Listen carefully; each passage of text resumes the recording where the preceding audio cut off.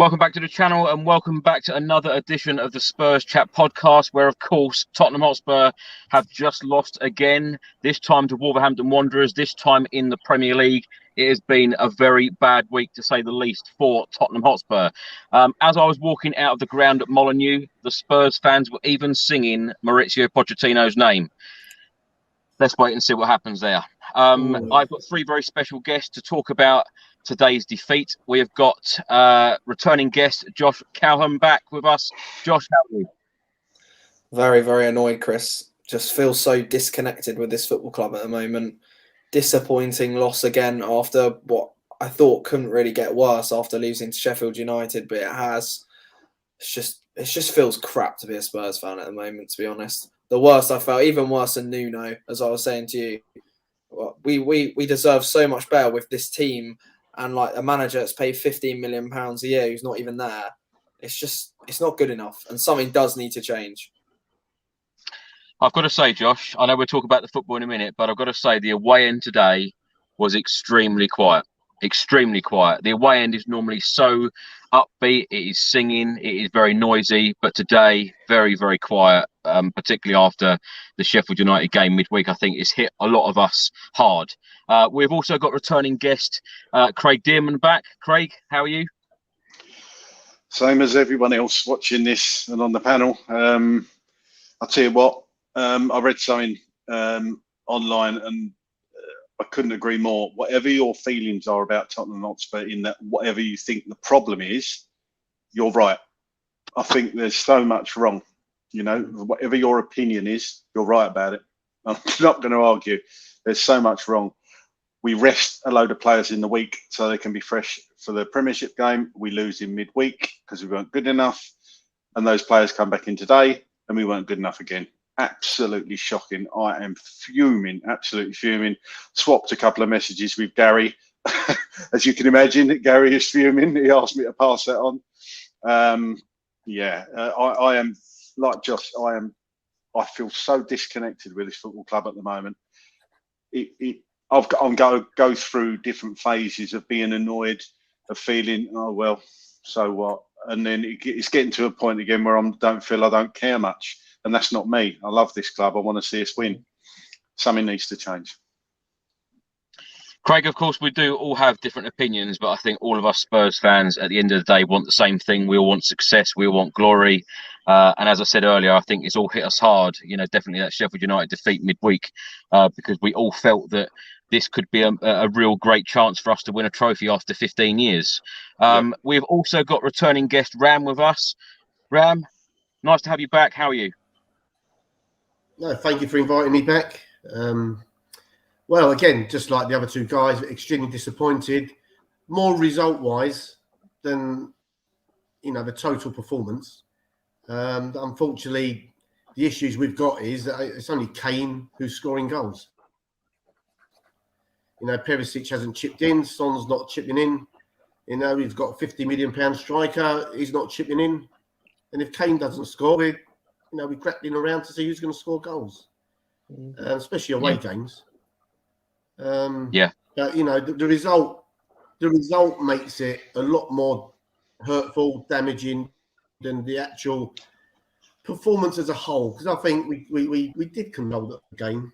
You know, it was a typical Wolves performance where they tried to nullify Spurs, and you know, keep clean sheet and nick a goal, and you know they scored a very good goal and something we couldn't do. Ours hit the post and come out. Their one hit the underside of the bar and went in. Well, there's a comment here from Bob Spur TV. It doesn't hurt anymore, Chris. I'll tell you what, Bob, it hurts me. You know, for someone who goes up and down the country watching this team week in, week out, I feel hurt today. Again, as I did the other night, as I did Leicester a couple of weeks ago. And it's just so frustrating as a Spurs fan because, of course, when you look at our results, beating champions Manchester City, then going to Leicester, getting thumped at Leicester, then coming back, beating our rivals West Ham and Chelsea, which I tell you what, felt so good, those two wins. And then going out the FA Cup to Sheffield United, this performance, although you say it's not bad, Ram, I felt it wasn't that great. And, of course, result today, very, very poor. No. Sorry, Ram, what do you want to say?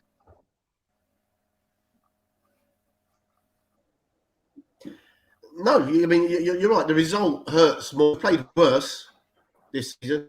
Yeah. We played a lot worse. Yeah. You know, solid blazing shots over the bar. You know, we're just not performing. Yeah, there have been a lot of bad performances this season, although we're sitting in fourth spot. And it's funny because I was speaking to some Wolves fans before the game, and they said, why are so many Spurs fans moaning? Because you're sitting in the top four. You're sitting in the top four in a Champions League spot. Why are Spurs fans moaning? Josh, let me put that question to you. Why are Spurs fans so down? You know, a lot of opposition fans are saying to me, particularly in the last few weeks, why are Spurs fans so down when you're sitting in the top four? I've just written down some reasons to that exact question. I got 7 reasons. One of them is, I think, our tactics. I think we don't play attractive football. You watch other teams like Man United under Ten Hag, and they play this attractive attacking style of football that we used to play under Pochettino. And although it wasn't perfect under Poch, and we did a lot wrong, and we lost a lot of games, especially in his final year, it was still attractive, and you believed in the team and you believed in the youth. That's one. Another reason, I think the players, they just don't show any heart anymore. Like that goal against Sheffield United, that whoever the bloke Ndiaye scored, we just don't go in for a challenge anymore. The only one who's got a bit of passion is Romero. Like no one else, or like Højbjerg's just gone right down the toilet. They haven't got any heart anymore. Another one, which is really annoying me, is the medical staff. I don't know what's going on in our medical department, but like, I've never seen another football club where this happens, where we just get all these injuries and this stuff coming out about Romero. Another one, we've got the ownership and ENIC and all the problems that we've talked about 100 times before. And then I think a big one as well, which we're really is impacting us now, is the academy. Like you look at the academy and the boys, they're not doing very well. There's not that many players that are coming through. You look at other teams. You look at the Uniteds, the Arsenals, the Chelseas. There's other teams who have got a lot of young lads coming through, and we just haven't. And then my last one is, I think, our recruitment. Even though we've made some good signings, we've wasted so much money on so many crap players that you look at who's on loan from our club. All that money we've wasted on the Ndombele's, the Regulons. We'll never get that money back. It's just a waste. So there's some answers to the Wolves fans and other fans of why we may sit in 4th place or whatever, but we're not happy as a club. We're getting a lot wrong on multifarious levels. It's not just the football. It's outside the football and everything to do with this club. It feels like we're just losing this football club to a corporate mess. Josh, give me your thoughts on today's game, because I felt that we had a number of opportunities to score and win the game today. As I said earlier, the crowd were very, very quiet in comparison to other away games. You know, you go to a lot of the away games, you know it's very noisy in the away end. It was very quiet in the away end today. But give me your thoughts on today's game. Yeah, I agree. I was watching it on stream because I'm at uni, and I didn't really hear the Spurs fans, which is a bit shocking because I've been Wolves away with you and with my dad a lot. I think I've been there like 3 or 4 times, and it's always been really loud, which was a bit odd.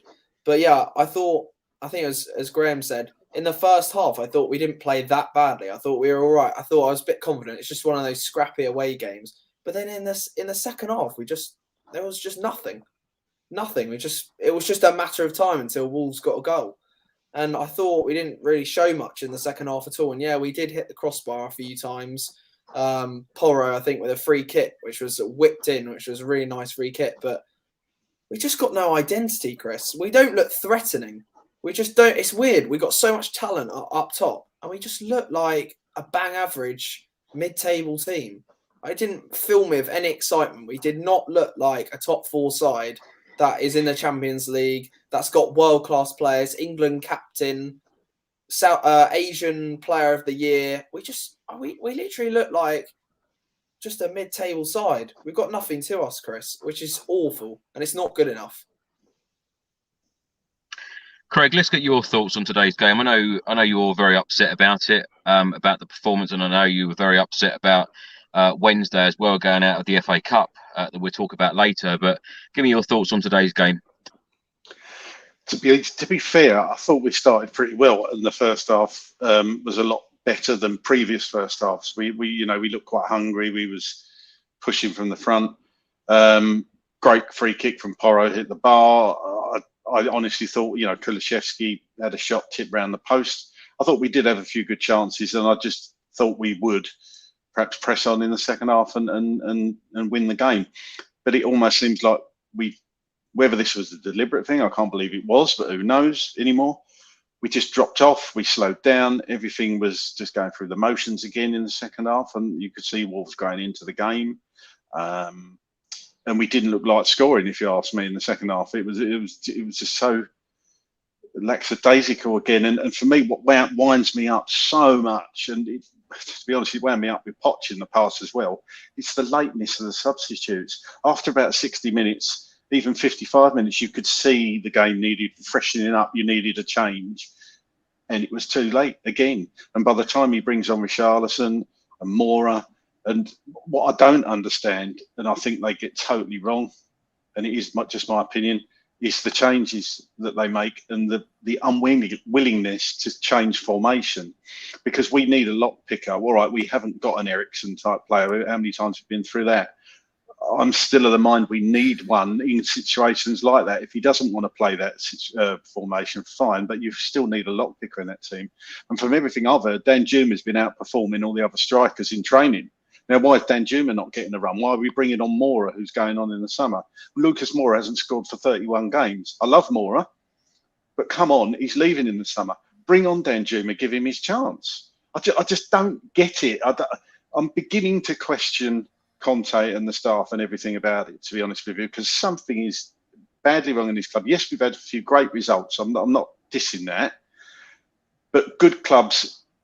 Like, dare I say, I don't want to mention that mob down the road today, but they were 2-0 down. They came back and won 3-2, showed character. Could you ever see us doing that at the moment? Because I can't.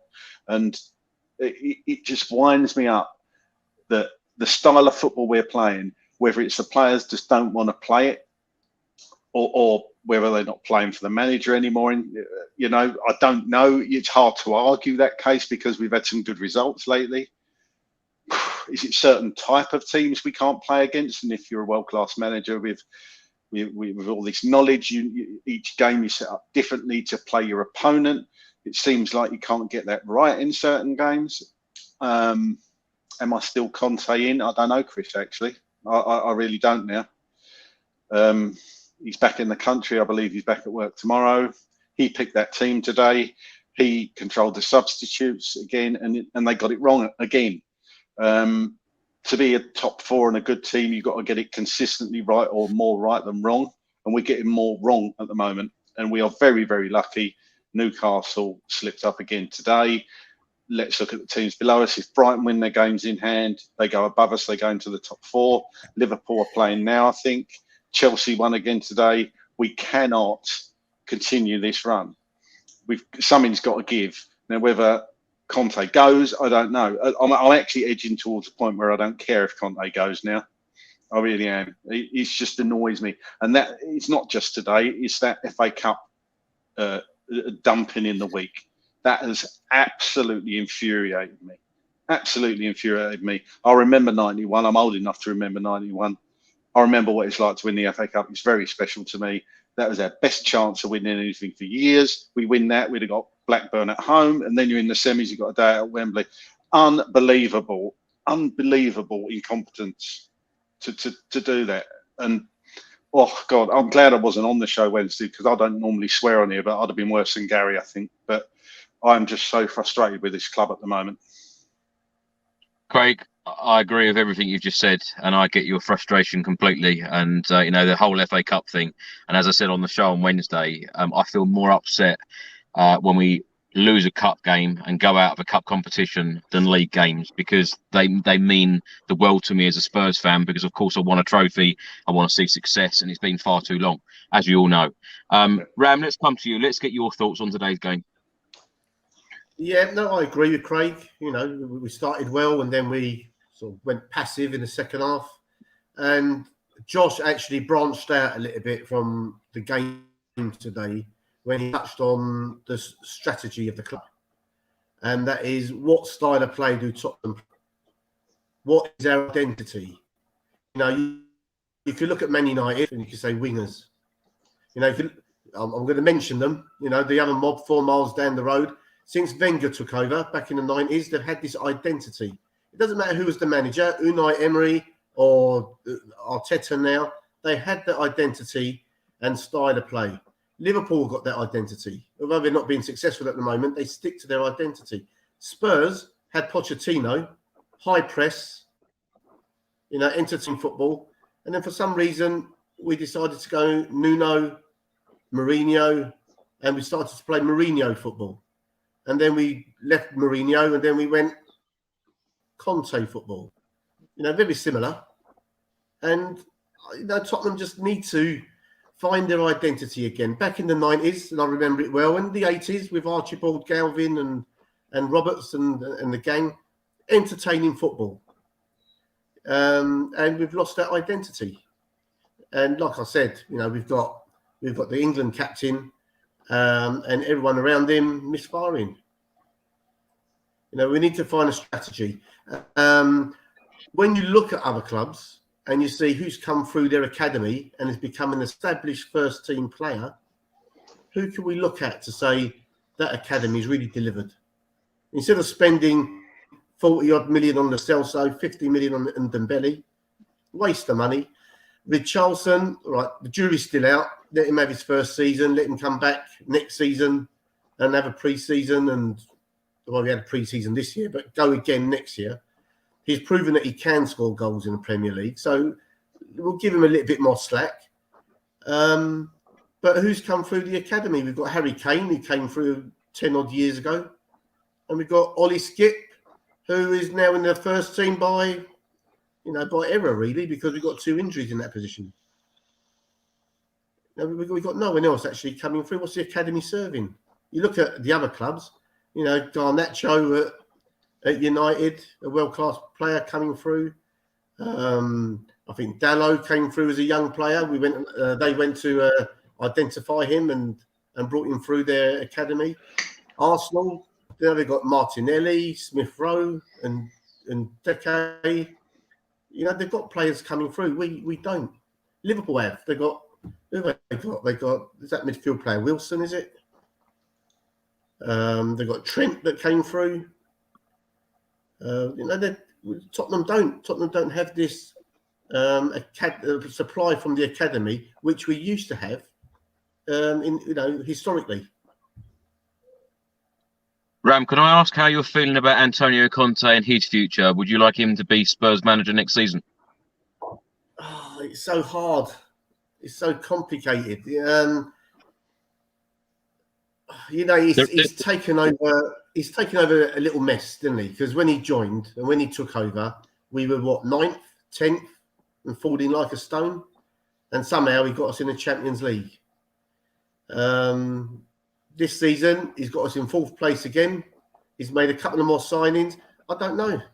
I don't like the idea of chopping and changing managers. So we used Mourinho for about 18 months, didn't we? A couple of years, and then we got rid of him, and then we got rid of him in the week building up to a cup final. I mean, it's just you couldn't make it up. But and then we brought in Conte. He's got us in 4th place, and although that's not a trophy, he is a serial winner. It's a hard one. I'm sitting on the fence with it. I'd like to see him finish this season, and I hope he goes all guns blazing to try and get us in that 4th place. All guns blazing to get us through the next round of the Champions League. So we've got another good day out at the Lane in the quarterfinals. But we sit and wait in anticipation. Josh, let's come to you. Let's talk about the starting 11 today. Of course, Conte and Stellini today went with Forster in goal. The back 3 of Romero, Langley and Davis. The wing backs, Perisic and Porro. In midfield, Højbjerg and Skip. The front 3 of Kulusevski, Harry Kane and Heung-min Son. Subs today, Austin, Emerson Royale, Tanganga, Sanchez, Dyer, Sarr, Lucas Moura, Danjuma and Richarlison. Josh, when you saw that starting 11, were you surprised? To be fair, I was not displeased, Chris. I thought, Dyer's been dropped, which is a positive after that shocking performance the other day. I thought the only thing that was a bit strange was Emerson not getting a game, seeing as he's been such informed player at the moment. Like, he's been fantastic, and I know he picked up a knock, and he missed that game the other day because he's a bit injured. But he's back now, and I thought just get him straight back in that side because he's been fantastic, especially against the top teams like that. I think it was the Man City game where he scored. He was just absolutely fantastic player, and Porro being in there, I'm not sure what to think of him. I was really excited when he was signed for us, but he hasn't really hit the ground running. Yeah, he hit the crossbar today, but he just looks a bit scared. He reminds me a bit of Reguilon. He literally looks like Reguilon playing it right back with a better cross on him. So I don't know if he is the correct player for us. We've obviously got to give him a lot of time, and hopefully he can get into this team and kind of mould into his shape as a really good right wing back. But I don't know about Son and Perisic on the left hand side. They never work together, and we just consistently play them together. It's a bit strange. But yeah, I didn't think there was anything too wrong with the lineup. But Chris, can I just ask, away from that, what were the fans singing about Mauricio Pochettino, which he mentioned? Just singing his name. Right at the end of the game, walking out, everyone was very unhappy, obviously, as we're all feeling right now. And all the fans were singing Mauricio Pochettino's name. He's magic, you know. Mm. Does it surprise you, Josh? To be fair, not from what I've seen online. I've seen a lot of polls, a bit of democracy. I obviously study politics at uni, and a lot of democratic polls saying they want Poch Conte out.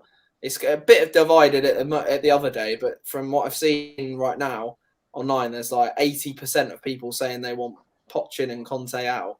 So there's obviously a lot of support for Pochettino coming back, but I know there's a lot of people saying they don't want that, saying we've been there, we've done that. We know what the end result is. You're going to have Daniel Levy not backing him again, and it doesn't work. And look what happened before. So I don't know. All I want is a manager who's going to just put 100% in. Like I don't want these managers that just seem like they just do us a favour. Like even Jose and Conte, these win now managers who are like, look at me, I'm Mr. Trophy myself. I'm going to try and help you, Tottenham Hotspur. I want a Tottenham man who, when you cut them, bleeds our club. Like Pochettino. You see the videos of him at the Ajax stadium going absolutely mental when we beat them. He's fully Tottenham. He's always been fully Tottenham. When I started watching Tottenham, it was always Poch. And he was so connected to the club. And Conte just feels disconnected from the club. And obviously his circumstances are slightly different because he's obviously in Italy at the moment and he's very disconnected anyway. But even since he's been our manager, Chris, I felt it since that first game. Like he never really comes over to the away fans like Pochettino did. I've never felt that connection with Conte. Yeah, everyone chants Antonio, but it's not been the same. It's never been the same as Pochettino. That was something really special, and we've never replaced that since he's left. I'll tell you what, Josh, it's interesting that because before we went live, I uploaded to YouTube the video that I normally do at the end of the game, the players walking over to the away end. Harry Kane took a few steps towards the away end. All of the other players virtually just went straight down the tunnel. So not many of the players actually acknowledged the fans today, which very disappointing. But I feel a little bit like Craig today. I feel like I don't know whether Conte, whether I'd be bothered whether Conte stayed or not. But I don't know what's next for this football club because I feel that Pochettino will come back one day, but is it right for him to come back in the summer and replace Antonio Conte? I don't know. I really don't know what is right for this football club. I know, like today, watching the game, a number of fans around me, a number of the fans watching the game today, they were talking about Thomas Tuchel. You know, a lot of people seem to be talking about new managers before our manager's even gone, or whether we know that he's going to sign a contract or not, which is a bit of a mess, really. Craig, let's go back to the starting 11. Lenglet in the centre today. Was that a surprise for you? I was surprised that he didn't pick Dyer. I don't know whether Dyer's got a knock or something. Personally, I disagree with Josh a bit. I didn't think Dyer was appalling on was it Wednesday we played. Yeah. I don't actually think he was that bad. You know, I've seen him have worse games. Whether they were considering he's banned from, is he banned from the next AC Milan game, Dyer? I think so. Is it that? Yeah. So whether there was just perhaps putting Lenglet in there to just try and get him used to the position, so he's had a run in that position. I wasn't really that surprised. I mean, that's why you have a squad, right? But I mean, he's not a terrible player. But but I agree with Josh on the whole in the when the squad was released. I thought, sorry, the team was released. I thought that's all right. That's all right. We can pretty much what I was expecting. We can definitely get a result here today. But of course, we all know what happened. Just going back, if I may, on what we were saying about Poch.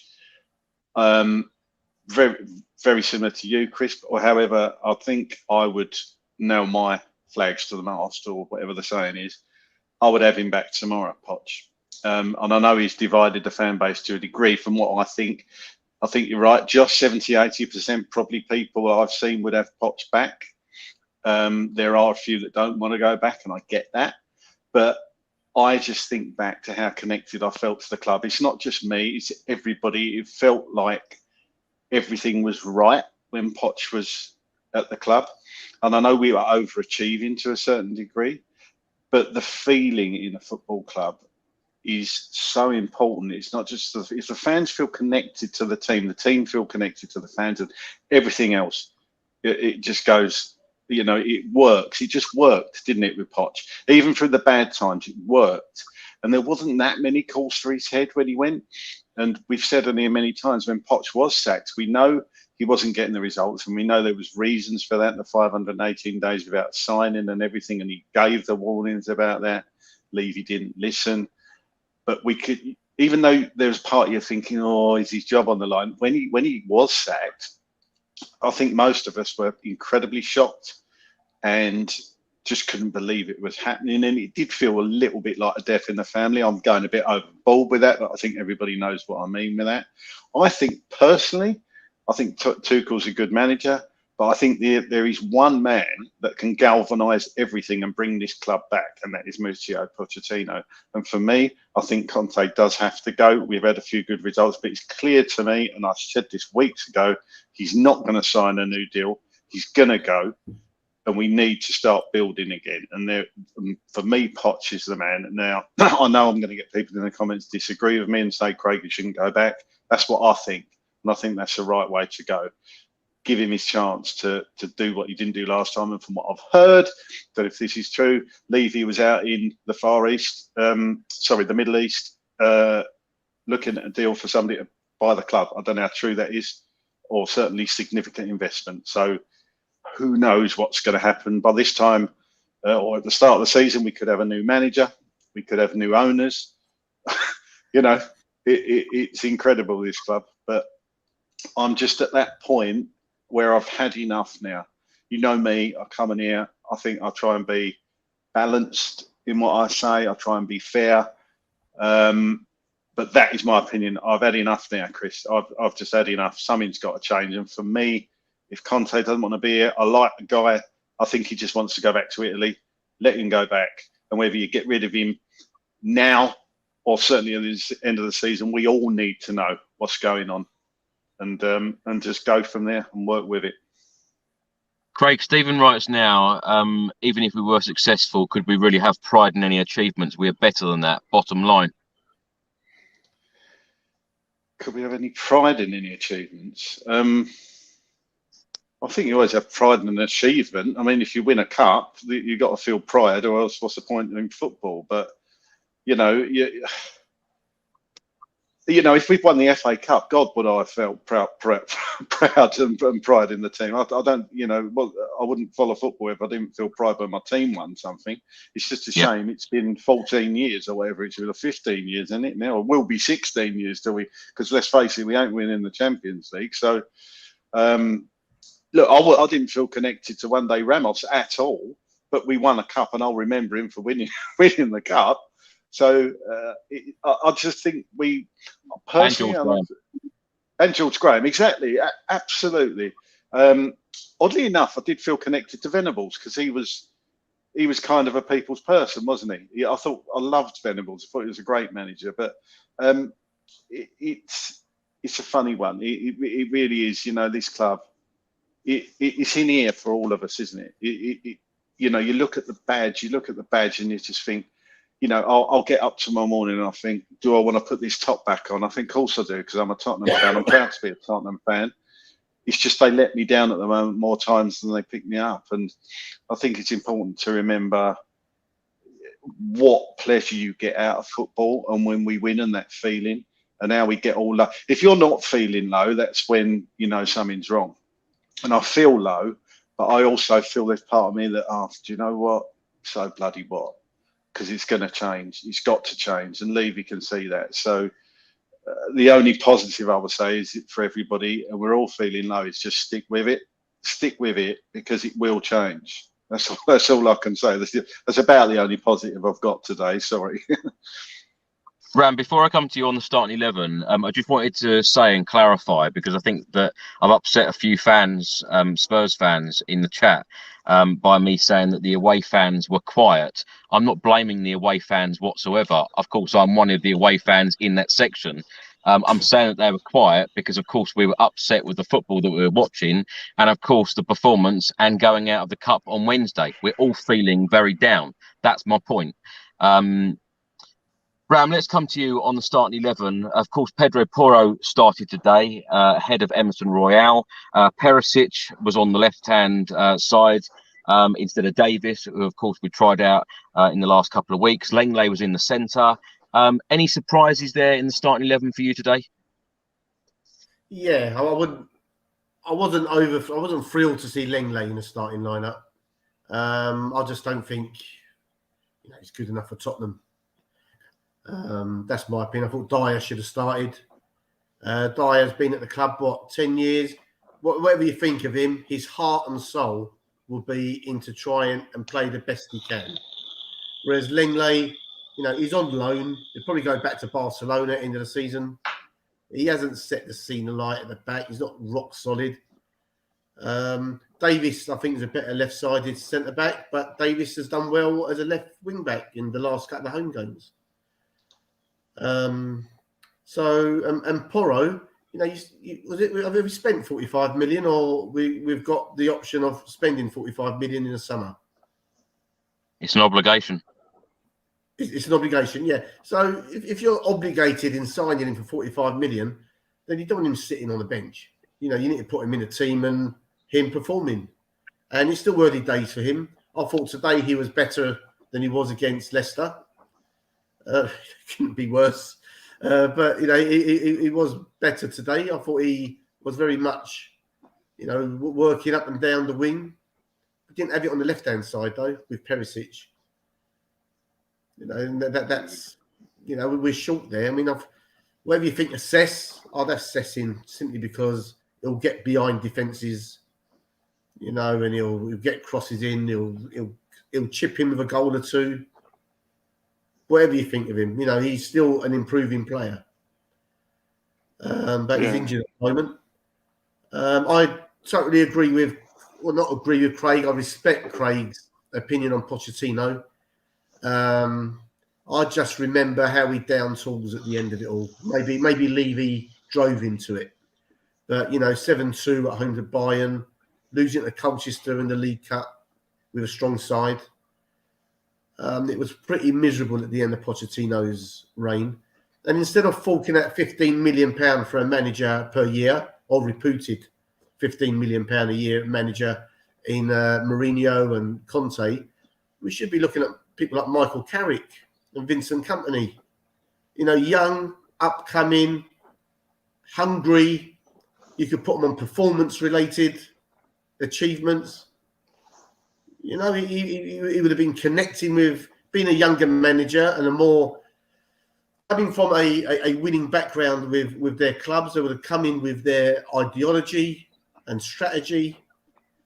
And Middlesbrough was something like fall from bottom when Carrick took over. Then they're knocking on the door of automatic promotion. Company took over Burnley and has done fantastic. we should be looking at young, upcoming managers that are going to be there for years to come. Josh, let's come to you. Let's talk about the key instance of the game. After 2 minutes, Pedro Porro shot over the bar. After Oliver Skip, ball over the top to Perisic, who crossed. What do you think of Pedro Porro's performance today? Because, of course, the only time he started a Premier League game before today was his debut away at Leicester, where, of course, we lost 4-1. A dreadful performance, a dreadful debut from him. What do you think of him today in a Spurs shirt? I thought he looked more dangerous. He obviously hit the crossbar and he had that chance in the first couple of minutes. He's obviously a young boy. He's got pace. He looked much more solid today, I thought. But I don't think he should be starting in front of Emerson. The amount of stick I've given Emerson recently, like even on the last time I came on, I was like, oh, no, not Emerson. But he just transformed as a player. And a lot of people saying he's like the Brazilian Cafu, playing amazing. I don't understand why he's being dropped all of a sudden. When you've got a player in form, you start them.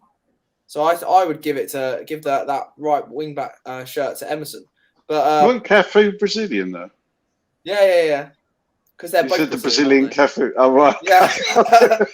I've seen all the memes online. But yeah, I can't really say he's not like an incredible player like when Kulusevski came in and he hit the ground running, or Bentancur came in and hit the ground running. He hasn't had that start in a Tottenham shirt, Pedro Porro. But I really do wish him the best. And like I said before, obviously I've seen him play many times before for previous clubs. So yeah, it'll be interesting to see how his career develops at Tottenham, and I hope he actually can make himself known as a proper right back. Obviously, Emerson's had his issues. Doherty's had his issues. Serge Aurier had his issues. Hopefully, he can be our right back for the foreseeable future. And I'd like to see more of him. Josh, let's stay with you for a second. In the 5th minute, Heung-min Son had our first shot on target in the game. Cut in, hit it with his left foot, easy for Sarr. I know we're going to talk about many incidents involving Heung-min Son in today's game, but what did you make of his performance overall today? The one that sticks out to me, Chris, is the one where he cut inside and he just blazed it off the bar, like over the bar. And that just did not look like Son. The amount of times I've seen him just caress it into that top right bins, curling his body, lovely shot. He just doesn't, he's lost his accuracy. He's lost his finesse. It's like, I've said it before, every time he shoots, it seems like he's like, miss-hitting the ball, and every time, especially in the game the other day as well, I was noticing he's fumbling the ball around his feet. He's like lost his touch. It's really odd, and it's quite shocking to be honest. He was obviously won the Golden Boot last year, and like I don't know what's happened to Son. I'm really shocked at what's happened to him, to be honest, because he's a world-class player, but he just doesn't look like anything. He doesn't look like himself. He's lost his character. I don't know if that's because he's playing with Perisic and that's not really working for him down that left-hand side. But, like, he's the first player in that attack that you need to replace. Like, you think of who can come on. Bring on Dan Juma. He's going to inject something more than Sonny. It's really odd. And as we were talking earlier about, like, different managers, I don't know what's happened between Harry Kane and Son. Like, under Jose, those two had, like, an amazing relationship. They were literally, like, all those goals they used to score and assist to each other. They were stunning. It's like they knew what they were going to do. Jose got them firing on all cylinders. But now they just look completely disconnected, a bit like we are with the club. I don't know what's going on. It's like our tactics aren't playing to the advantages of our two best attacking players. I don't get it, Chris. Well, the stats certainly say that we had a lot of chances today, Josh, because we had 21 shots to Wolves 8. We had 6 shots on target to Wolves 5. We had 54% possession to Wolves 46%. We had 8 corners to Wolves 4. Fouls, Wolves 11, Tottenham 18. Craig, let's come to you. In the 13th minute, a chance for Wolves, a cross from the left. Costa got a flick, easy for Fraser Forster. A minute later, and I tell you what, this might put a mild smile on your face. There was an instant where Lenglet was right next to Diego Costa. He literally pushed him to the floor. It was probably the biggest cheer from the Tottenham Hotspur fan base today to see Diego Costa laying on the floor. But in the 19th minute, Son to Kulusevski. Kulusevski had a shot. Good save around the post from Sarr. I think this is the chance that you were talking about earlier, Craig. Kulusevski, he seems to be, he seems to have had a quite quiet few weeks. Yeah, he's not hitting the heights that he has in the past. I'm a bit like Josh was talking about with Son there. I'm not quite sure what's going on there. His creativity used to be one of the best parts of his game, and he doesn't seem to be laying on gilt-edged chances for anybody. I don't understand what's gone on there. Is it the style of play? Is it that they're being run into the ground? They haven't got the energy to do what they did before. So it certainly seems like they're running. I don't know what the running stats are, but it certainly seems to be putting in the kilometres during the game. But it's strange that a lot of our big players are not having. Yeah, they all seem to be playing badly together, don't they? And that's what's frustrating in the week again, going back to that, is you need a player to grab the game by the scruff of the neck when it's not going quite right. Like, how many times have you seen Messi drag teams he's played for when he was at Barcelona? When he's in Argentina, he drags teams through games, and there's other players that can do that. I know Harry Kane's done that for us a few times, but there's just nobody seems to be stepping up and being that man or want to be that man at the moment. I don't know whether they're scared to make mistakes. I don't know whether they're scared to go outside what the manager's told them to do and stick to this rigidity throughout the game. And nobody just do something different from the norm and just try different things. That's sometimes what it feels like to me. It's just like they feel constricted and like just told what to do and not given any free will or free reign at all. Kulusevski's one of those creative players that you almost need to give free reign and almost tell him where, he can play wherever he wants to. A bit like Harry in many ways. I suppose Harry's probably the nearest thing we got to that.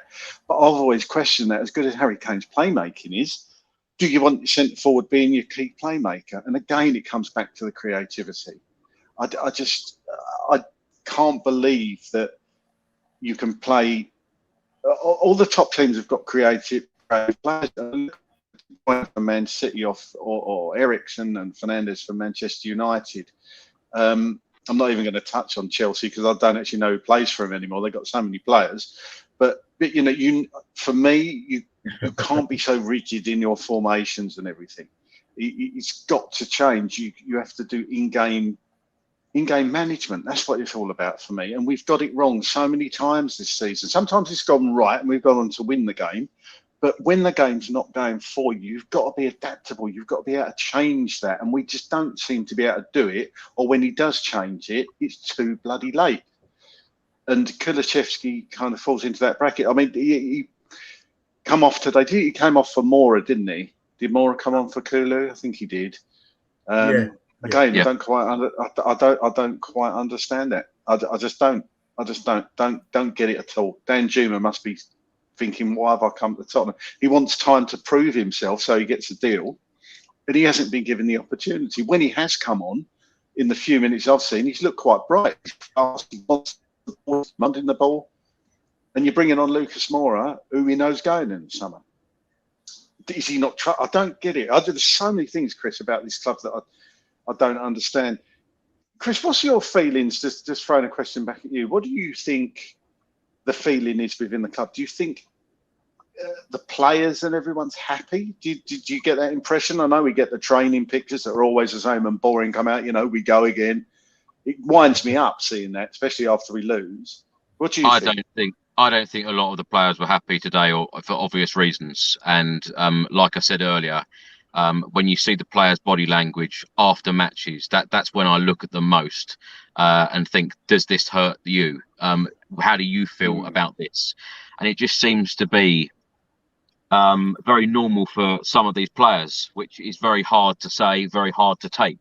I think that Harry Kane looks very annoyed.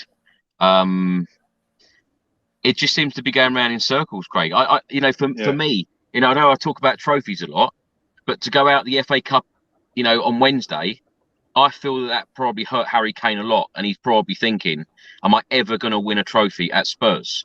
And when you're a player at a top football club like ours, if you're thinking, am I ever going to win a trophy, or doubting winning silverware, then he may end up looking elsewhere. But I just feel that there are a lot of unhappy players right now. Sonny definitely doesn't seem to have the smile on his face that he used to. It just feels different. Yeah. And I just feel that a change is probably coming in the summer. And that's why I'm pretty adamant that I don't think that, I think a lot of us feel like that Conte is not going to be here, beyond the summer. But it's what Spurs do next. And I, as I speak on this channel a lot about club direction, about ambition, even if Spurs finish in the top 4 for me, is that progression for this football club? I don't think it is. A trophy, a success is progression, and that's what we all need. Pochettino, Jose Mourinho, Conte, 3 fantastic managers. I know a lot of people put the word world class in there for some of those managers, perhaps not all. But we've had 3 fantastic managers. If we haven't been successful and won a trophy under those 3, I think something is seriously wrong. And I think if I was Harry Kane, I'd probably doubt whether I was going to win a trophy at the club as well, having worked with all 3 of those managers and not won anything. Something needs to change, I'm sure. Chris, sorry, just to come back to you on that. Harry Kane, I love Harry Kane. I think he is our only world-class player, actually.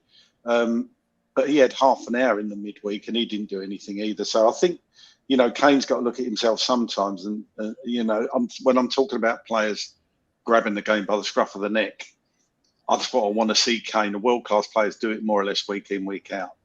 And, Harry Kane's never played particularly well in any final or probably semi we've been in. So Harry Kane is world-class. I absolutely love him. I want him at the club for the rest of his career. But the thing is, Craig, if you're going to talk about Wednesday, I feel that if you're going to play Harry Kane for that amount of time in a game, then start him. We've been here so many times. We've been here so many times under Pochettino, under Jose. We could go through all these different cup games, even last year, and that was under Conte as well against Middlesbrough. You should be learning the lessons of playing the best team. And we've just beaten West Ham and Chelsea. The best chance of getting into a quarter-final of an FA Cup, knowing that obviously we didn't know who we were going to be playing at that time. There were the likes of Grimsby in there, Blackburn, who we probably would have drawn. There were clubs that were beatable. Without Manchester City and Manchester United, all the other clubs left in the FA Cup, very beatable, very winnable matches. What an opportunity for Spurs to go far in the FA Cup and to put that starting 11 out. Why change a winning team when it's such an important game? Honestly, I feel so annoyed about going out of the FA Cup. I can't tell you how annoyed I feel about it. Yeah, absolutely. And I've always been in the opinion, get the game won first. And if you want to rest people like Kane, you bring them off when you're 2-0 up. Yeah, 100%. Craig, let me stay with you for a sec, because in the 41st minute today, Heung-min Son with a free kick, Perisic with a great chance, headed it straight at the goalkeeper. How do you feel about Ivan Perisic's time at Spurs? Because I've got to admit, and I've said on many videos on this channel, he had his injuries when he came into us. Antonio Conte said in press conferences, we're going to expect more from Ivan Perisic. I think I have expected a lot more from him. Are you surprised that he hasn't delivered and hasn't scored a goal in a Spurs shirt yet? Yeah, absolutely. I mean, when he was our first signing in the summer, I was actually quite excited to get a player of such experience, a player that's been there, done that, somebody that Conte obviously trusted. Obviously played a bit higher up for his country, but I believe he played wing back for Inter when he was there. Fit guy, never had really any serious injuries, so the age thing couldn't have mattered. But I'm still not convinced about Perisic. I think he's our leading assist person. I might be wrong in that, but I know he's set up a few goals, but actually scoring them, I just don't think we're seeing enough from him in games. I really don't. I'm not convinced about Cess either. I love the lad. I think he tries, but I still don't think he's good enough for Tottenham. And I think we kind of need to move him on. Be very interesting next season to see you, Doggy. From what I've seen of him, I think he's a really good prospect. For me, Perisic and or Sessegnon probably have to go in the summer. I'm just not seeing enough from Perisic. It's surprising actually, because I was actually quite excited about him. Of all the signings, I thought, yeah, this guy has been there, done that. He's going to really change that left-hand side. And for me, apart from his delivery, and it's not always too, it's always kind to be in areas, which, you know, strikers will say if there's 2 or 3 in the box and you're putting it in areas, I would say, I've put it in the area. You know, you've got one at the front, one at the back, or whatever, and it's your job to get on the end of it. And Gary Lineker would always say, I was always in the right position. It's just the ball was never in the right position. So, you know, I get that. Used to be a centre forward myself. Whenever a cross come in, I said, well, look, I was here. You didn't put it. So it's different. It's a difficult one, but he's not done enough for me, Chris. He hasn't. I've been surprised about how well, as you say, he hasn't scored. And for me, Emerson Royale has scored goals, and we was all slating him. So something's not right there. Ram, let's come to you. A couple of glorious chances for Spurs just before half-time. In the 44th minute, Heung-min Son. I tell you what, how Heung-min Son did not get this shot on target is beyond me. He was through. It looked like it was a goal all day long. I think everyone would have put their mortgage on it, that he was going to score. The fan base couldn't believe that he had blasted the ball over the bar. In stoppage time, we had a free kick. Heung-min Son wanted it. Harry Kane wanted it. But Pedro Porro picked the ball up and said, I'm having it. He had a word with Heung-min Son. Heung-min Son, I think, you know, it looked like he was saying, no, I want it. Pedro Porro was saying, no, I want it. Pedro Porro put the ball down, struck it wonderfully, hit the bar. And I tell you what, I then thought, here we go. We've got a good free kick taker, because on this channel, we talk about free kicks week in, week out, about Harry Kane taking free kicks, Heung-min Son taking free kicks. Now in Pedro Porro, it looks like we've got a fantastic free kick taker. Ram, what did you make of those 2 chances just before half-time? Because, you know, being honest about it, we could have gone in at half-time 2-0 up. Precisely what I was saying earlier. You know, the first half performance, it's just us not putting the ball in the back of the net. And, I think the Son miss was unforgivable. I mean, you're a professional footballer. And that move where Kane played it through to Son was reminiscent of the Man United game when we won 6-1. Remember how we took quick free kicks, put the players through, and Son ran away and scored a goal. Now they're not going in. You know, so Son and Kane did link up there. I think the miss was unforgivable. Yeah, Porro is showing potential of being a good free kick taker. Maybe he could be our Kieran Trippier. You know, I'd like to see him do just a little bit better with his next one, and then maybe we can say, right, we've got a free kick taker. You know, because we haven't got one to date. You know, we had maybe, again, Ericsson was the last one really that could take a free kick and shoot a direct one at goal. Perisic, other than his crossing, he doesn't get behind the defences, and that's vital. But the 2 misses though, I mean, the free kick was great, but it was just 6 inches on the wrongly weighed. But the Son miss was, I don't know what's wrong with him. We've said it, Golden Boot winner last year, scoring 2s and 3s. And this year, I don't know what's happened to him. He come on against Leicester, got a hat-trick. There's a full storm. Ram, one thing I must admit, it really baffled me, and it baffled a lot of Spurs fans around me in the away end today, that Pedro Porro hits a free kick like that just before half-time. And then in the 53rd minute, Harry Kane took a free kick. Why on earth was Pedro Porro not on that free kick as well? Bearing in mind, we have seen week in, week out for months and year after year of Harry Kane missing free kicks. Yeah, it's baffling. Baffling. It's a mess. It just doesn't make sense. Josh, do you want to come in on that point, because you've been on many shows with me where we've spoken about free kicks. Harry Kane on the free kicks, and then all of us were crying out for someone different to take them. Eric Dyer's had a couple. Heung-min Son's had them. When Pedro Porro, only minutes before, just before half-time, has hit the bar with a fantastic chance, with a fantastic hit, why is Harry Kane taking that free kick minutes later? It's because it's probably what I'm thinking is because there's no manager there to actually tell them exactly what to do because Conte's in Italy. We're paying someone £15 million a year to not actually make the right decisions. And he's not even there. I don't know if he's on FaceTime with the players in the changing room, but what you want is a manager with some common sense to actually go, look, this bloke, Pedro Porro, he's got a good strike on him. And we mentioned it before. I think a Portuguese fan said at Lisbon he had a good free kick when we first signed him. And they were saying in the comment section, yeah, he can take a free kick. And he obviously can. We've seen it. And then Kane takes a free. It doesn't make any sense. We're such a back to front football club. We just make the most silly decisions in every section of the game. We're tactically naive. That is a naive thing to do. And I'm sorry, but a manager that can't see that Harry Kane should not be on free kicks. They shouldn't be being paid £15 million a year. That's crazy. We can all see that. And he's just literally, I don't get that. He should be not allowed to take a free kick. Yeah, he can take a great penalty, but not a free kick. And we've seen it over and over and over and over again, apart from that one about 10 years ago against Aston Villa.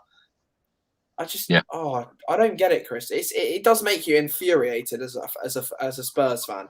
There's so many things that you just don't. It's like the substitutions, about everything else that we've talked about today. This football club it's run badly, and you just don't see it at other football clubs. You don't see something like that where every fan out there sees that Harry Kane shouldn't be on a free kick, but he continually takes them. You just don't see that anywhere else, Chris. I don't get it. It's weird. Josh, let me ask you about the chance for Heung-min Son in the 47th minute hitting the bar. Harry Kane played Son through, hit the bar. Of course, we all wanted it to go in. What did you make of that chance? It was a huge chance. Son's just lost his finishing, and he needs to be benched because as soon as you bench him, he comes off the bench and then the next game, and then he scores. It's weird with Sonny. I'm not sure. I don't know if something's going on outside of football. I don't know if it's the tactics. It's just such a shame because he's such a talented football player. But the one thing it could be, it literally could be his age. He's cracking on a bit. I think he's 30 now. He might have lost his pace. He might have just been growing tired of the game. Some players aren't going to always play until they're 36.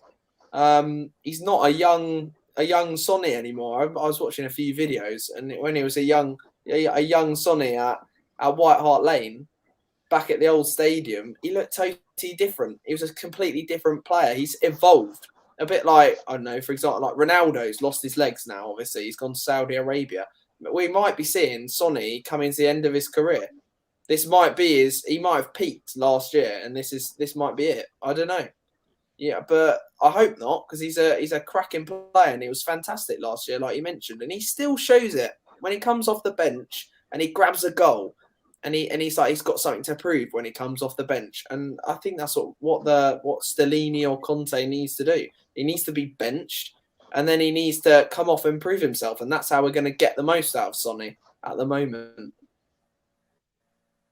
Craig, let's come to you. In the 55th minute, Adama Traore cross, Jimenez header, Forster made a great save. What did you make of Fraser Forster today?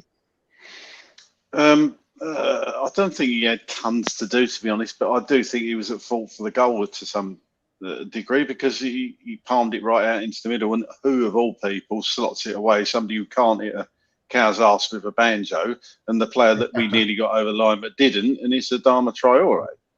It's just, you couldn't write it, could you? I don't think he had much else to do, Chris. I really got an opinion on him today. He does like to use his feet, but how he uses his feet, I haven't got a problem with goalkeepers using their feet to save shots as long as it don't go in. I don't care if he saves it with any part of his body, but I think he was at fault for the, well, apart from the fact we shouldn't let the guy get the shot off, but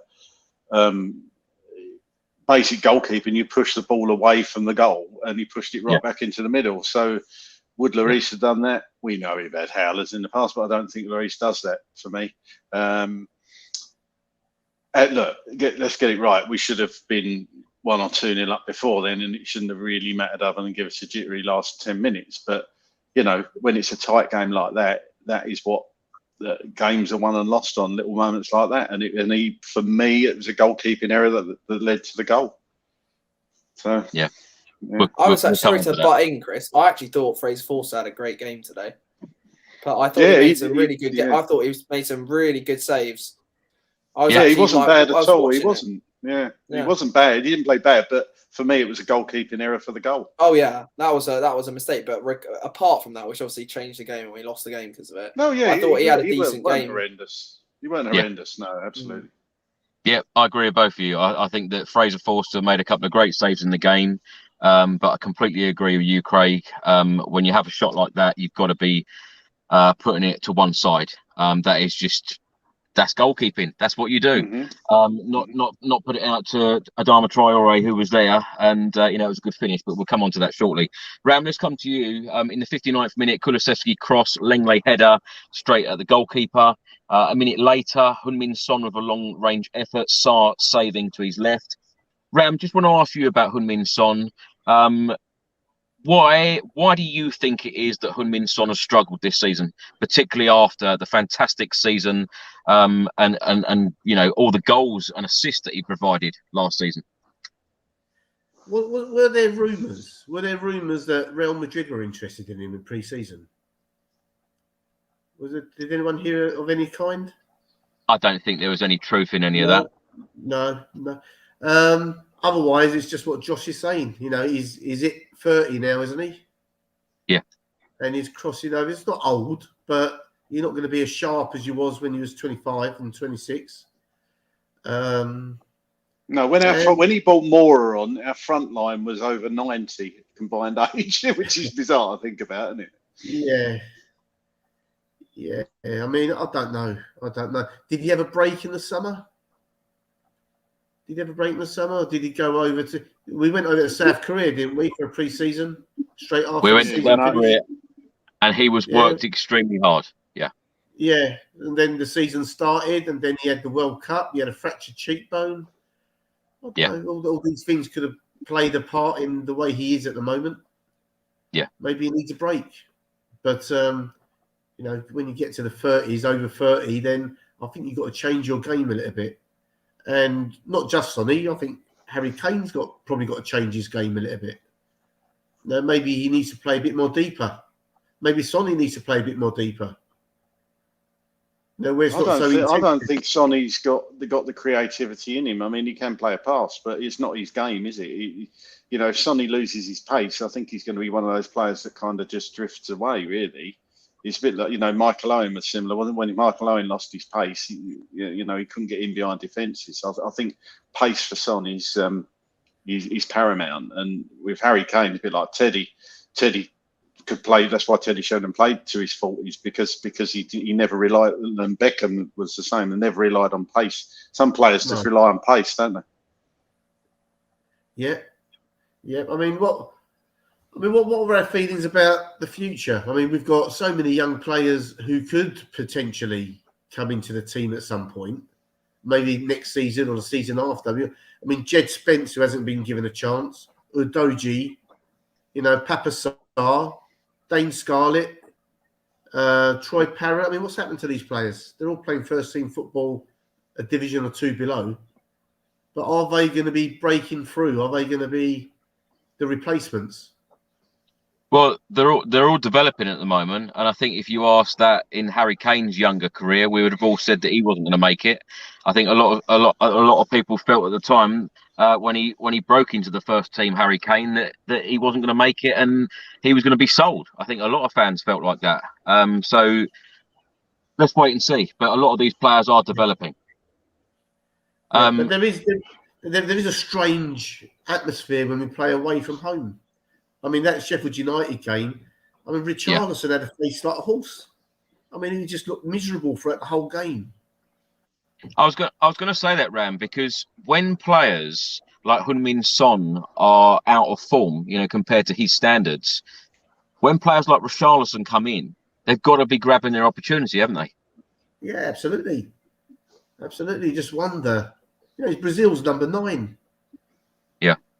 Go out there and establish yourself as their striker. Maybe he needs the first Premier League goal and then all start going in, but maybe I'm being over-optimistic. Josh, let's come to you. In the 64th minute, Kulusevski to Pedro Porro, who shot, forced a good save from Sarr over the bar. I tell you what, for me personally, what I do like about Pedro Porro, he's never afraid to shoot. He had a number of shots in the Sheffield United game. He had a few today, which were on target or, of course, hit the bar, as we mentioned earlier. 5 minutes later, Neves with a good shot on goal. Forster saved over the bar a minute later as well, another shot. Neves shot over the bar in the 70th minute. In the 73rd minute, Jimenez played through. His teammate Matheus Cunha hit wide. A couple of minutes later, Porro to Harry Kane. Kane shot over the bar from 20 yards. What did you make of Harry Kane's performance today? From what I saw, it didn't seem like he had a massive grip of the game like he usually does, a huge influence on the game, where he used to he did. To be fair, I'm trying to think back now. He was playing some nice passes and getting hold of the ball in the first half, and he was dropping deeper a bit and playing some balls through. But we've got, again, from what I was seeing, he was turning and passing to Porro on the right, but he had nothing on his left. And it's like we've got no overlap. We're struggling with overlap. Like Son doesn't make those beautiful runs really anymore. I think we played it through the eye of the needle once or twice, but we just don't. We don't. Even though we created, I think we had 21 shots. You part of the stats. It didn't feel like we had that many like really threatening chances where it's like that's a big chance. Like that is a huge chance that we're going to put away. We were just skying it. Or hitting the crossbar.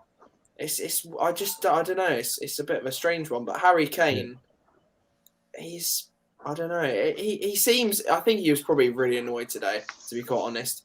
From that Sheffield United, he seemed very angry, and I was looking at what he was saying after the game, saying, "Oh, we've got 12 games left of the season, we've got to make it up." Yeah. But he seems very pissed off.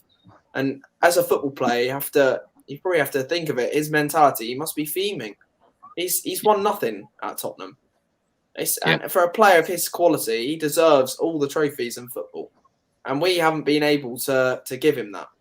He hasn't. He deserves it all, but he hasn't been given it. And he'll always be berated by everyone in football because he hasn't done that. And we'll always be the laughing stock because Harry Kane and Spurs never won a trophy.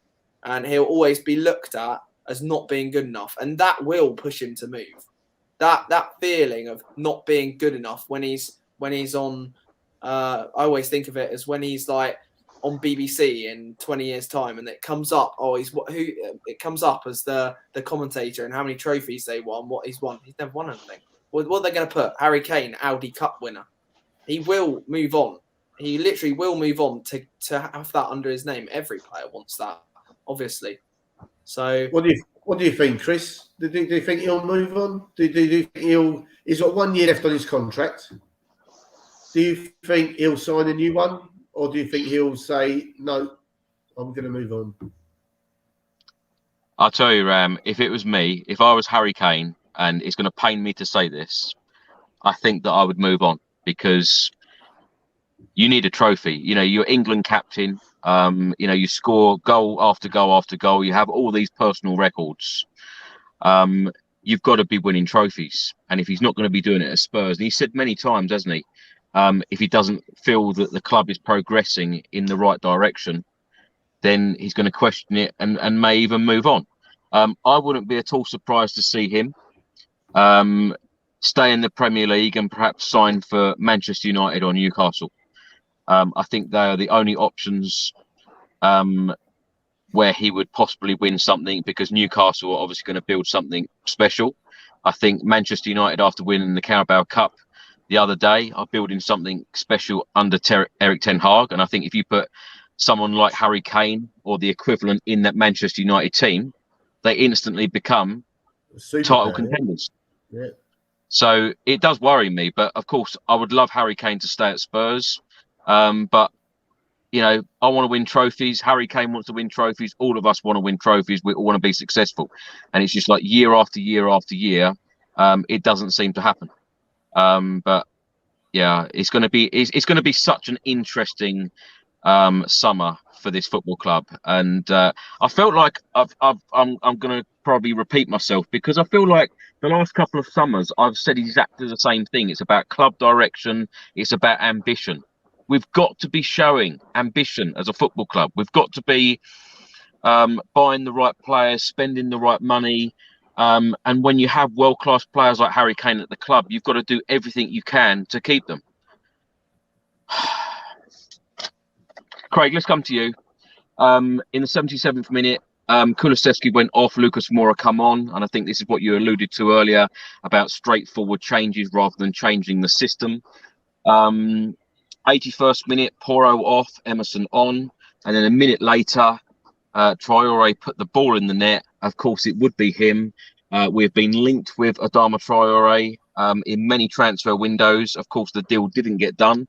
He went to Barcelona on loan. He came back. He came off the sub bench today for Wolves, put the ball in the net. What did you make of the goal? Yeah, again,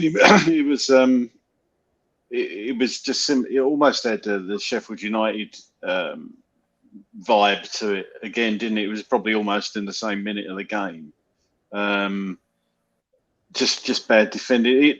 Look, all teams get goals scored against them. It's what you do up the other end. Like I say, if we'd scored 3, it wouldn't have really mattered. It has just been a consolation. It's just, we haven't scored now in 2 games. We're just not doing enough for me. And that second half performance, if we'd carried on the way we were in the first half, I think we probably would have got a goal or 2. But it's just frustrating. Why can't we play 90 minutes on the front foot like we used to? Is it an age thing? I don't know. They say they're not telling them to play like that, but it just seemed lack of everything led to that goal. You could almost do you know what? I couldn't even see the goal coming. But it wasn't a surprise when it did come. I know that I've kind of contradicted myself, but it was just like I'd like. Do you know what's really frustrating though, Craig? The amount of times that we were linked with Adama Traore, very close to signing the player, and how many Spurs fans said, "No end product. He doesn't score goals." And of course, it is so Tottenham for him to score today. Yeah, absolutely. You could see it when he was coming on at half time. I think it was. I actually said out loud, "Oh dear," because he always has a blinder against us anyway.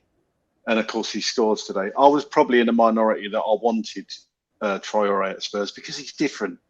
He's got his faults, but he can terrorise defences. He's big, he's strong, he's fast. A different type of player. We've always been synonymous with that type of player at Tottenham, haven't we? Different types of players that can run with the ball, like your Waddles, your Gascoignes, your Ginolas. That sort of player, and we haven't got it. And look, I've enjoyed the wins over West Ham and Chelsea and City. Of course I have, but can I honestly say, as we've said on here many times, have I been entertained for 90 minutes by Tottenham in recent history? Absolutely not. Absolutely not. And I'm sorry to bring him up again under the Poch days. And yes, I know the players were younger and we had a younger squad. I was almost excited every game watching that. And that's the type of football I want to watch. And we were winning games more than we were losing, weren't we? Remember that last season at White Hart Lane? I mean, what a season. I mean, you're obviously season ticket holder, Chris. How good was that last season at White Hart Lane to be a part of and not lose a league game? That must have been fantastic. And then, the finale when we beat Manchester United, the whole thing. I'm going to talk about Poch because I don't care now because I love Poch. I'm kind of like thinking I've just had enough of this the negative managers we've brought in. As much as Mourinho's won stuff, Conte's won stuff. Let's not even talk about Nuno. That image of Poch, I've said on here before, with the rain, when the sun came out and the rainbow behind him, and the camera panned round, and he was standing there with his arms crossed, looking around the stadium. Going back to what Josh said, I want to get that feeling back again, where the manager actually gives a toss about the club. I've never felt that with Conte. As you said, it's always felt like he's doing us a favour. It never felt that way with Poch for me. It's like, I want to be here. I want this club to succeed. I'm one of you, in essence. And you've only got to look at the classy message that he wrote on the board on the day he was sacked. You know, they left that note in the dressing room on the whiteboard. And the fact he was wearing a Tottenham T-shirt and Tottenham gear for weeks and weeks after he left. What kind of other person does that? That's what I want to feel. I know he's not everybody's cup of tea. I know a lot of you out there don't want him back. But for me, I would have him back in a heartbeat, because that's what I want from my manager. Because when your manager shows that much passion and cares about the job and the club, it brings everybody together, from the tea lady to the players to everybody. And that, for me, is where we've got to get back to, because there is something intrinsically wrong at this club from top to bottom. If Levy sells, fine, but get that manager in place that's going to do that. Well, after we conceded the goal in the 82nd minute, a couple of minutes later, Ben Davies went off, Richarlison came on. 1 minute from time, Jimenez actually scored, making it 2-0, but luckily the linesman put the flag up for offside. So, of course, the result, Wolves 1, Tottenham Hotspur 0. Now, last question for you all. Of course, our next game is on Wednesday night. It's at the Tottenham Hotspur Stadium. It's back in the Champions League against AC Milan. We're 1-0 down from a Diaz goal at San Siro a couple of weeks ago. Now, Ram, let's start with you. AC Milan are currently 4th in Serie A. They've played 24, they've won 14, they've drawn 5, they've lost 5, they've got 47 points. They're just a point behind second place Lazio. Their last 4 games in all competitions, they have won all of them, keeping 4 clean sheets against Torino, Tottenham, Monza and Atalanta.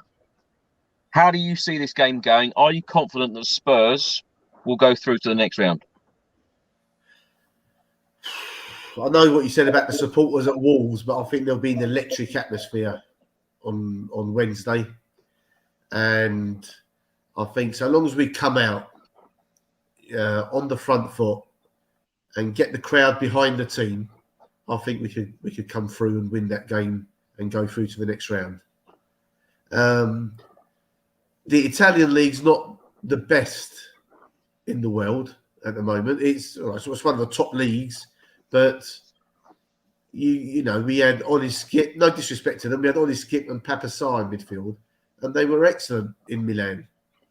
You know, this time we're going to have Højbjerg in there, a bit more experience. We're going to have the home crowd behind us.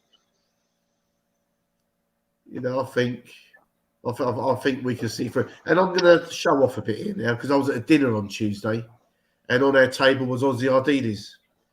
And I was chatting to him, and I said to him foolishly, I've got a gut feeling the FA Cup is ours this year. And he looked at me and he smiled. He smiled and he turned around and said, "You watch us beat AC Milan next week." Now, maybe I'm reading too much into it, but he turned around and said, "That's the game. Watch us beat AC Milan next week and we'll go through." So I'm going by Ozzy's in-house knowledge and say that, the passion, the electric atmosphere, European nights under the lights, I think would be too much for AC Milan. Ram, give me a score prediction. 2-0. 2-0. Yeah. Josh, how are you feeling about it? Nervous. Well, I've been thinking about it actually for the last week. And I have got quite a good feeling. A bit like I had that weird feeling before Man City when everyone was a bit down and out. It was like, oh God, not Man City. We've lost 2 games in a row now. I just don't see us losing 3. There has to be a comeback. There has to be a bit of fight in there. Especially if Conte's coming back. The fans are going to turn if we get knocked out. That is our season down and out in 10 days. Like in a week. But the thing is, Josh, it could be a draw and then we go out. Even that. I think if we don't go through, the fans will get I think they're going to be pissed off. And it'll go toxic again. And then our season's out the window, isn't it? It's going to all be chucked out the window. But hopefully we're not terrible at home. We've beaten Man City, we've beaten Chelsea. These 2 games we've lost, Wolves away. Sheffield United away. These games we should be winning. But at home, I feel like we can get over the line. I think it's going to be 3-1 to us. And I think there'll be late goals. I think we'll pull through like classic Tottenham second half. We'll probably go 1-0 down. And Giroud will, if he's fit, he'll score. Giroud will score. But yeah, I reckon we'll pull through. Hopefully, I've got this little inkling, weird feeling, and it better be good as well because I'm coming up from Exeter. It's going to take me I won't get home until 3 o'clock in the morning, so it better be worth it. But yeah, I hope we can pull through because otherwise that is our season out the window, Chris. We're out of the FA Cup. We keep losing these games in the Premier League with Liverpool on our tail. I'm not too concerned about Newcastle. I don't really care about them lot. I think they're going to falter now. But Liverpool will take that spot off us, and even Brighton as well, as you mentioned. So that could be no top 4 if we keep going on this losing streak. There's no FA Cup, and then we could be out the Champions League. So they've got to get their act together and try and get through. So you're going to go for a win as well. Craig, what are you going for? And do you think Antonio Conte will make a number of changes from today's starting 11? For changes, I'm not sure what he can do, to be honest with you. He probably will bring in Emerson Royal, having said that. May even go back to having Ben Davies on the left. But then again, Dyer's out. So that'll be an interesting one. I think he'll still stick with Son, Kulusevski and Kane up front. Højbjerg, and he might even go with Sarr. Like Josh, oddly enough, after today, even though I'm so frustrated and fed up, I think we could turn over AC Milan because they weren't that good. They really weren't that good. I would go for a 2-0. I think AC Milan are going to sit back and play a typical Italian game and just, soak up the pressure. And I just hope we got our scoring boots on because I totally agree with what Josh said. If we go out, it's going to be toxic because that's our season over. And then, well, it's not. Obviously, we've got top 4 to play for. There's still enough games to do it. If we win all our games, of course, we're going to make it. Excuse me. But, and it's one game a week after that, pretty much. Would that be, us making top 4? Would that be the catalyst that makes Harry Kane sign a new deal? Apparently he's still open for a new deal. I don't think that would have changed over the last 2 games. If you're going to sign a new deal, you know what you're getting yourself into. I've said before, I think that the players know that Conte is leaving at the end of the season and they know we're probably getting Poch back. I think that's got to come into discussions if you're talking out a new contract with Harry Kane, because he's going to want to know. That's going to be a big thing for him. So yeah, massive game. I think we could do it. And if you can't get up for a game against AC Milan in the Champions League, knowing that you've got to score or you're going out, then you shouldn't be playing for Tottenham Hotspur. But let's see what happens. I hope you guys are all right, that we go through. I have no idea what to predict for Wednesday. After this last week, I just hope that we can get back to winning ways, go through to the next round, and then of course we've got Nottingham Forest in the Premier League next weekend. Craig, thanks so much for joining me again. I know talking about another defeat is never easy. Please tell everyone where they can find you on social media. Yeah, just in my name on the screen there at DM9 on Twitter. If you want to follow me, I just usually tweet about Tottenham, good or bad. So yeah, follow me if you want to. Thank you. And thanks for having me on, Chris. And shame it was another defeat, but there you go. We ride with the punches, or roll with the punches. Thank you, Craig. And Josh, thanks so much for coming back. Pleasure having you on. And hopefully we can have you on again in the future, in the near future. And tell everyone where they can find you. Yeah, thank you very much for having me on, Chris. As usual, it's always nice to have a chat. And even when we lose it, although it's annoying, it's good to get it off your chest and just speak about it. It makes it so when the good times come round, you always remember that you've stuck with the club when we're at our lowest, and that is a good feeling. Yeah, I got locked out of my Twitter account. But I need to get back into it. I need to create a new account. So I haven't really got an open Tottenham Twitter account at the moment. But I'll create one, and then I'll get back to tweeting about Tottenham. But yeah, thank you very much for letting me on, Chris. Well, thank you very much, Josh. And Ram, pleasure having you back. Tell everyone where they can find you and what you're up to at the moment. And of course, I didn't mention earlier, you're director at Enfield Town. Please tell everyone what Enfield Town are up to at the moment. Any Tottenham things coming up, and perhaps the youth team playing there in the summer, perhaps. Yeah, I mean, I was going to plug it anyway, Chris. But you can normally find me in the West Stand at Spurs, lower tier, as a season ticket holder with my son, and then normally Enfield Town games alternate with Spurs home games. So because we put in for Enfield Town to be away when Spurs are at home.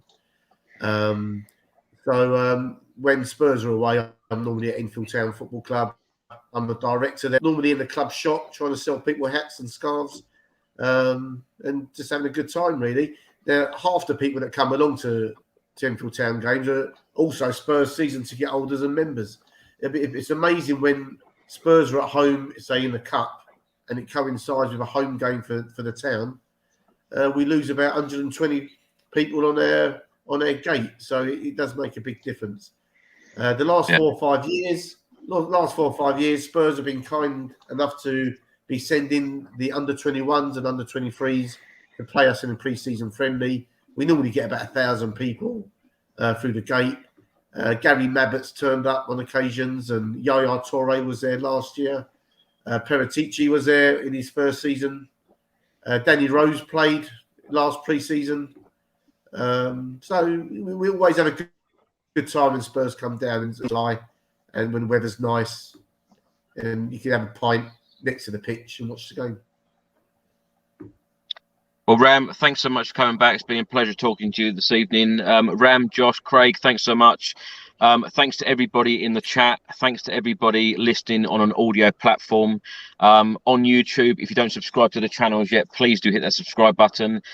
Trying to enjoy the rest of your weekend, and hopefully I will see you Wednesday after Spurs have just beaten AC Milan. Fingers crossed. Until then, come on you Spurs. Spurs.